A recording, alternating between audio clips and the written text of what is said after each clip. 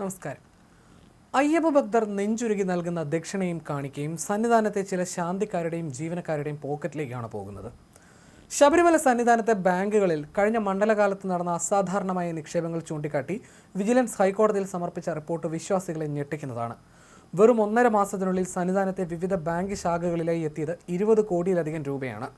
Vigilance നടത്തിയ മിന്നൽ പരിശോധനയിൽ സന്നിധാനത്തെ SBI, ധനലക്ഷ്മി ബാങ്ക് ശാഖകളിൽ ജീവനക്കാരുടെ പേരിലുള്ള നിക്ഷേപങ്ങളിൽ വൻ വർധനവാണ് രേഖപ്പെടുത്തിയിരിക്കുന്നത്. SBI സന്നിധാനം ബ്രാഞ്ചിൽ 1667 ഇടപാടുകളിലൂടെ 8 കോടിയിലധികം രൂപ നിക്ഷേപിക്കപ്പെട്ടു. ധനലക്ഷ്മി ബാങ്കിൽ 948 ഇടപാടുകളിലൂടെ 11.5 കോടി രൂപയാണ് എത്തിയത്. മാളികപ്പുറം മേൽശാന്തി മാത്രം കഴിഞ്ഞ മണ്ഡലകാലത്ത് 46.51 ലക്ഷം രൂപയാണ് തന്റെ അക്കൗണ്ടിൽ നിക്ഷേപിച്ചതെന്ന് റിപ്പോർട്ടിൽ വ്യക്തമാക്കുന്നു. കഴിഞ്ഞ നവംബർ 17 മുതൽ ഡിസംബർ 31 വരെയുള്ള കാലയളവിലെ കണക്കാണിത്. അദ്ദേഹത്തിന്റെ സഹായിയുടെ അക്കൗണ്ടിൽ 1.17 ലക്ഷത്തിന്റെ ഇടപാട് നടന്നു. ബാങ്ക് അക്കൗണ്ടുകൾക്ക് പുറമെ പോസ്റ്റ് ഓഫീസ് വഴി 14 ലക്ഷം രൂപയുടെ മണി ഓർഡറുകൾ അയച്ചതായും വിജിലൻസ് കണ്ടെത്തി. ദിവസക്കൂലിക്കാരും ശുചീകരണ തൊഴിലാളികളും ഉൾപ്പെടെയുള്ള 16 പേരാണ് ഇത്തരത്തിൽ പണം അയച്ചത്. ഭക്തർ ദക്ഷിണയായി നൽകിയ തുകയാണെന്നാണ് മേൽശാന്തിമാരുടെ വാദമെങ്കിലും വിജിലൻസ് ഇത് തള്ളിക്കളയുകയാണ്.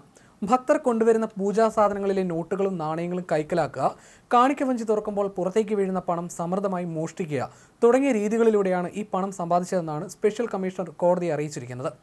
ദേവസ്വം ബോർഡിലെ സ്ഥിരം ജീവനക്കാർ മുതൽ ദിവസവേതനക്കാർ വരെ ഇത്തരത്തിൽ ലക്ഷക്കണക്കിന് രൂപ അക്കൗണ്ടിൽ ഇട്ടു എന്നാണ് കണ്ടെത്തിയിരിക്കുന്നത്. സന്നിധാനത്ത് കോടികൾ മറിയുമ്പോഴും അവിടെ കഠിനാധ്വാനം ചെയ്യുന്ന ശുചീകരണ തൊഴിലാളികളുടെ അവസ്ഥ ദയനീയമാണ്.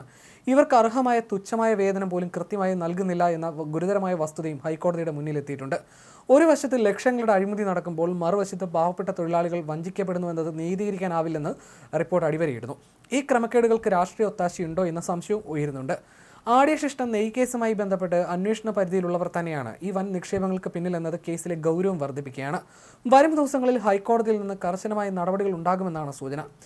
SBIയിൽ 1667 ഇടപാടുകളാണ് നടന്നത്. ധനലക്ഷ്മി ബാങ്കിലാകട്ടെ 948 ഇടപാടുകളും.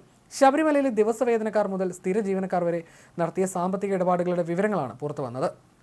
നിക്ഷേപം നടത്തിയവരിൽ ദേവസ്വം ബോർഡിലെ ദിവസവേതനക്കാർ, കീഴ്ശാന്തിമാർ, ഹോട്ടൽ ഉടമകൾ, സന്നിധാനത്തിലെ മറ്റ് ജീവനക്കാർ എന്നിവരും ഉൾപ്പെടുന്നുണ്ടെന്നാണ് കണ്ടെത്തൽ. ഭക്തർ കൊണ്ടുവരുന്ന പൂജാ സാധനങ്ങൾ, നാണയത്തൊട്ടുകൾ, നോട്ടുകൾ തുടങ്ങി പല രീതിയിലാണ് ജീവനക്കാർ പണം സംബന്ധിച്ച വിവരങ്ങൾ വ്യക്തമാക്കിയിട്ടുള്ളതെന്ന് റിപ്പോർട്ടിൽ പറയുന്നു. സന്നിധാനത്തെ ബാങ്ക് വിവരങ്ങൾ നൽകാൻ കോടതി നേരത്തെ നിർദ്ദേശിച്ചിരുന്നു. ഇതിന്റെ അടിസ്ഥാനത്തിലാണ് ഈ വിവരങ്ങൾ പുറത്തു വന്നിരിക്കുന്നത്. അതേസമയം ശബരിമലയിൽ ദിവസവേതനക്കാരിൽ ചിലർ ഭക്തരെ കബളിപ്പിച്ചും മറ്റും കവർന്നത് 1/2 കോടിയോളം രൂപയെന്ന സൂചനയും മുൻപ് പുറത്തു വന്നിരുന്നു. 50ഓളം പേർ ചുരുങ്ങിയത് 1 ലക്ഷം രൂപ വീതം തട്ടിയിട്ടുണ്ടെന്നായിരുന്നു വിവരം. കഴിഞ്ഞ മണ്ഡല മകരവിളക്ക് കാലത്തായിരുന്നു ഈ തട്ടിപ്പ് നടന്നത്. സന്നിധാനത്തെ പോസ്റ്റ് ഓഫീസ് വഴിയും ബാങ്കുകൾ വഴിയുമാണ് ബന്ധുക്കളുടെ അക്കൗണ്ടിലേക്ക് പണം അയച്ചത്. ശബരിമല എക്സിക്യൂട്ടീവ് ഓഫീസർ OG ബിജുവിന് കിട്ടിയ രഹസ്യ വിവരത്തിന്റെ അടിസ്ഥാനത്തിൽ ദേവസ്വം വിജിലൻസ് നടത്തിയ അന്വേഷണത്തിലാണ് തട്ടിപ്പ് പുറത്തു വന്നത്. വിജിലൻസ് റിപ്പോർട്ടിന്റെ അടിസ്ഥാനത്തിൽ Sabarimala special commissioner R Jayakrishnan ഹൈക്കോടതിക്ക് റിപ്പോർട്ട് നൽകിയിരുന്നു.